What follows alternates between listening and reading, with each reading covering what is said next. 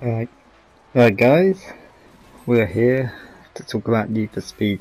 Don't bother with the gameplay in the background, it's nothing important, it's nothing special, it's nothing to write home about. It's basically, I just loaded up a race, a long race that took like half an hour to complete. I've already played, I recorded the first 15 minutes of it, and to be honest, I just finished up the video by crashing into a tree when I knew I hit 15 minutes, so you know. As all, when I wrapped up, I said, job done. I've done a bit of driving, so it's relevant in a way, and I've crashed into a tree. I have been productive in my day. Oh, I forgot to say, spoiler alert. Anyway, we're here to talk about Need for Speed, the newly announced Need for Speed game. I was watching E3 with my friend who were chatting over Steam. Oh, before we go any further, I'd just like to say, if you've made any comments on my videos, I can't respond to them per se at the moment because my laptop is being, let's say, repaired for water damage. Like, a bit of water got in through the keyboard and it short-circuited the keyboard and it's been sent off to be repaired. So, anyway, back on topic. Yes, the new Need for Speed game. I was sitting watching the EA press conference with my friend. Almost like a pair of friends do a podcast, except we weren't videoing ourselves. We were just going back and forth chatting via Steam voice chat about what we saw. And as soon as Need for Speed came on, like, my friend, he could be bothered because, to be honest, he's not that interested in racing games or car games. I was just like, shut up, I'll have to mute you, just shut up.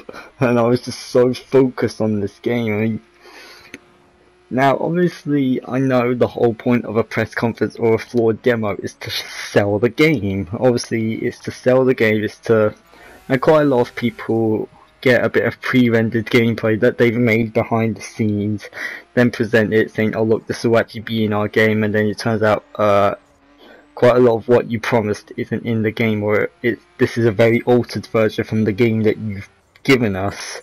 One example of that is Assassin's Creed 3, so obviously I'm very cautious, but still, in terms of the floor demo, oh my god, this new Need for Speed game. I mean, when the man speaking up on stage, I cannot remember his name. That's the way it is with most E3s. Like, developers from each game or each sub company, if it's in EA press conference, will come. Well, you just forget their names. Anyway, this developer came up. He was talking about Need for Speed. He's just like, hey, we're gonna bring back the core elements, fan favorite elements from each game. We're gonna have the customization of Underground 2, the story system of Most Wanted, the world design of Carbon. I was just like, oh my god, like, I've played these games. I've played Carbon on PS3. I've played Most Wanted on PlayStation 2. I even bought it for the PlayStation 3 version when, for a limited time, Sony were on the PlayStation Store were offering what they were calling like sort of a greatest collection from PlayStation 2. I'm annoyed that they didn't have Lego Football Mania, This is Football 2002, or the original FIFA Street on there, because they were all burnout legends, because they were games, they were classics to me. But anyway, I got Need for Speed Most Wanted on both PlayStation 2 and PS3. I still got both versions. I've kept them to this day, and I've played Underground 2, and oh my goodness. Basically, what I'm trying to say is, on paper, this sounds like the ultimate combination. We're gonna have the car customization abilities of the Underground series. Now in Underground, you could tweak almost every single little element you wanted of your car. You know, you could customize the tires, what the wheel sizes were, you know, you could customize the paint, you could add as many crazy and ridiculous visuals you wanted onto your car. You know, you could give your cars neon lighting, you could give them smoke effects on the tires, so like they could churn out red smoke. Now obviously people have done that in like Grand Theft Auto 5, they're giving the cars like red smoke, tires, blah blah blah blah blah blah. But Underground 2, in my eyes, was one of the few games that got car customization to the perfect T. Like, I've talked about games before, other racing games that have got customization good, but to me Underground 2 hit the nail perfectly, or as perfectly as you can get, right on the middle of the head in terms of customization. You just went crazy with that.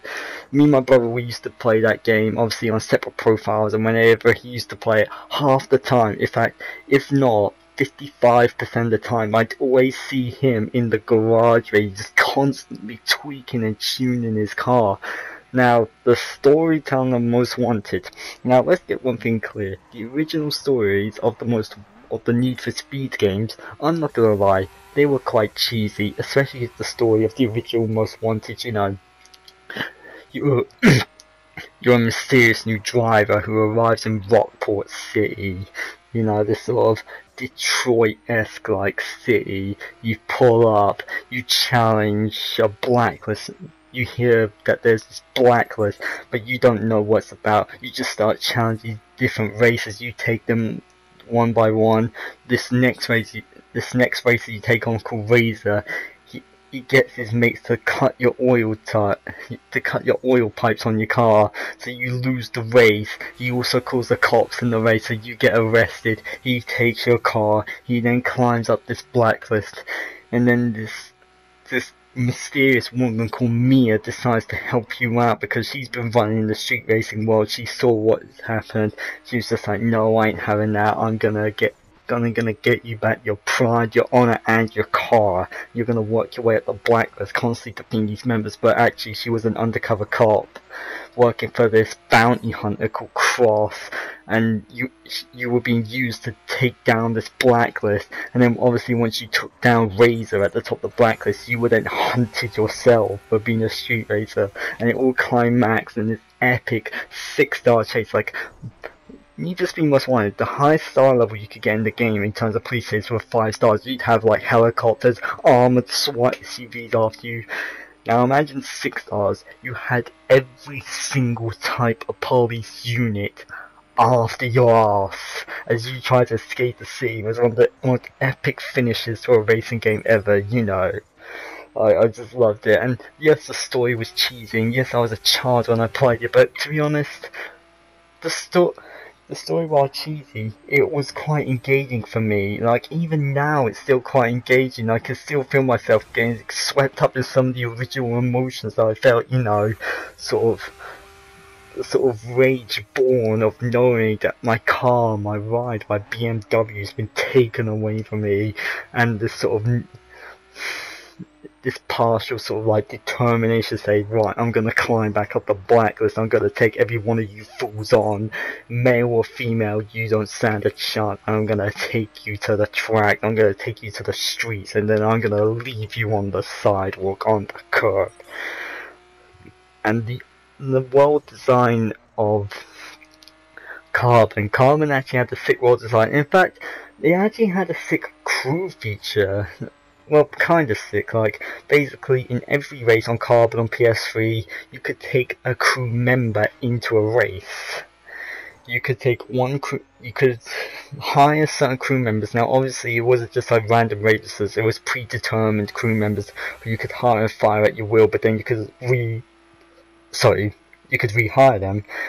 And it was just, I mean, it could have done better, but still, like, you could take these crew members, but each had different skills and different sets, and like, they drove different cars. Like, you'd have like your sort of scouts who would find every shortcut on the track, You'd have your drafters, who's on the activation of your command when this meter was fully charged up, with slingshot in front of you, allowing you to slipstream past all your opponents, so they'd obviously have a much faster car than you. Then you'd have like your more aggressive drivers who would shunt off enemies on the road on your command. They would shunt off the driver in front of you, so allowing you to gain a couple of positions and even allowing you to gain the lead. But if your crew member won the race, you won the race. It was sick. Now all three of the games had sick game racing modes and game features. Obviously they all had your classic sprint races, your circuit races. Carbon and Underground 2 had the drift races. They were sick. I want to see them brought back. You just got put onto a track and you just drifted around the track, entering sort of multiple score zones. That was sick. I want to see that brought back in this new Need for Speed game. But the police chases, I want to see them done right. Like, the problem with quite a lot of racing games is the police chases. In some games, the police have just been like overly aggressive, like they will just hound you and hound you. They'll constantly try to shunt you and shove you off the road, and they may, what I call, use dirty tactics against you. But then there'll be other games where the police just pose no threat, like they're just not aggressive enough. You could easily just outdo them. All you need to do is just like chain together a couple of tight chicanes, then what's it, a side alley, and then boom, you're away.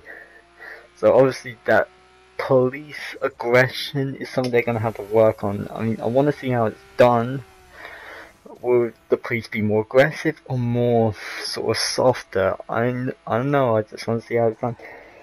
And I want to see a day and night cycle. I want to see this like whole kind of thing, because it looks like we've got an LA kind of setting. I want to see street race. I want to see this accessibility of being able to drive out in the day, but obviously having more of a risk of running the risk of like constantly crashing into civilian drivers, and then racing at night, you know. Less civilian drivers or street race out the race, but more police out on the road. So obviously, like a pro and con to each side. I want to see them apply this. Well, I want to see a day and night cycle being applied. But finally, one feature I actually want to see brought in from that was used in other Need for Speed games was the idea of driving legendary cars. The idea of just, there are certain legendary cars in street racing in this franchise even, like you got the BMW M3 GTR from Need for Speed Most Wanted, you got the Nissan 330Z from Underground 2, you've got the Audi R8 from Need for Speed Carbon, and also the Chevrolet Corvette that cross drivers.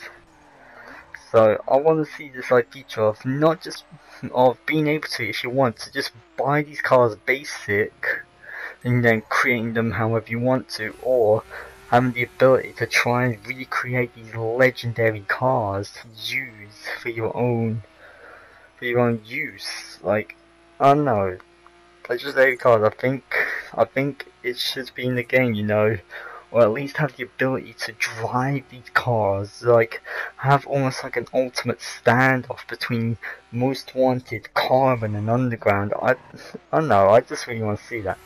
But one feature I actually want to see brought in from this game, The Crew, is quite a spacey world. Like, I don't want it to just be all set in the city. I want to see some like country roads, or like they did in Carbon, you had a set of races set in the canyons. They were obviously canyon runs, and there was two types of events. It's just like either a sprint race down this tight road where you're obviously braking, you were shifting gears, like you'd be flying at 4th gear, you then hit a corner, you'd have to shift down to 2nd gear to then get the perfect line through the corner as you were clipping the apex. You then hit the north and then shoot up to 3rd gear for a slight little straight, and then you enter a little chicane. Or you could do a canyon run where you have to beat an opponent, like you have to get as close to an opponent as you can or overtake them without crashing off the track.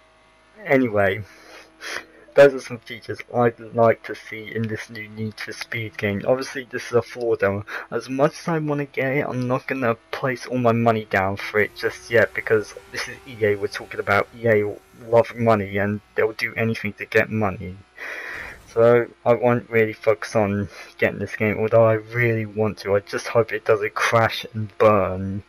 I hope this game doesn't become wrecked. Anyway, we come towards the end of the video. Watch me crash into a tree at high speed from missing a corner.